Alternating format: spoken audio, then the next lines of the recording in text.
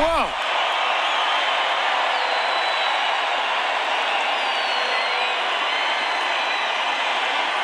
And he deserves it. He deserves it.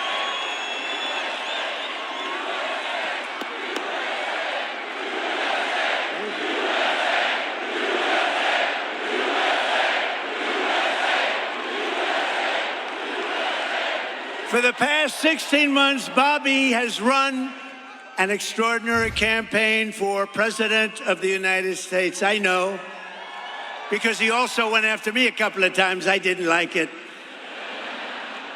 And I mean this sincerely. Had he been allowed to enter the Democrat primary, he would have easily beaten Joe Biden, but they wouldn't let him in. They put up rules. I've never seen rules like he had to have 65% of the vote in order to run, you know, little things like that. His candidacy has inspired millions and millions of Americans, raised critical issues that have been too long ignored in this country, and brought together people from across the political spectrum in a positive campaign grounded in the American values of his father, Robert Kennedy, a great man, and his uncle, President John F. Kennedy. And I know that they are looking down right now, and they are very, very proud of Bobby. I'm proud of Bobby, you want to know the truth. And Bobby himself was subject to repeated threats to his safety during the course of his campaign while being denied protection by the Harris-Biden administration.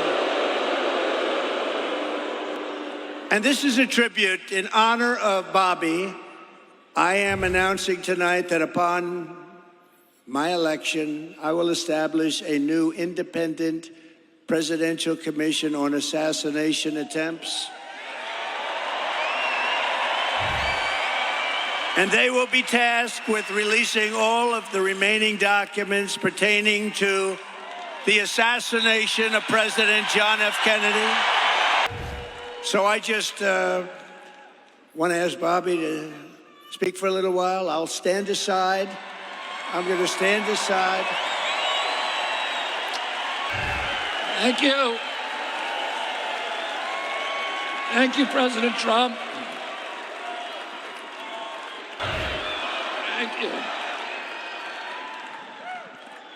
Now, a few hours after the assassination attempt at Butler, I got a call from a safe food advocate named Kelly Means, who's been fighting for many years to try to end the corruption at CDC and FDA and USDA. And he said to me that he'd been advising me for many years and on my campaign.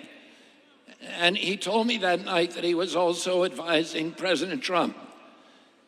And he asked if I would talk to President Trump. And I said, of course. And about a few minutes later, I got a call from the president. And we talked. We had a very good talk. And then he invited me to come see him the next day. And I went to Minneapolis and saw him. We met again a couple of weeks later in Florida. He said he didn't want any more $200 billion wars in Ukraine, that we could use that money back here in the United States. He wanted to end the censorship because the whole basis of American democracy is the free flow of information. And we know that a government that can silence its opponents has license for any kind of atrocity. And don't you want a president who's going to protect America's freedoms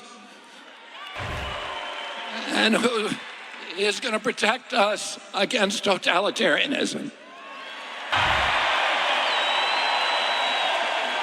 Thank you all very, very much, and God bless you, and God bless America.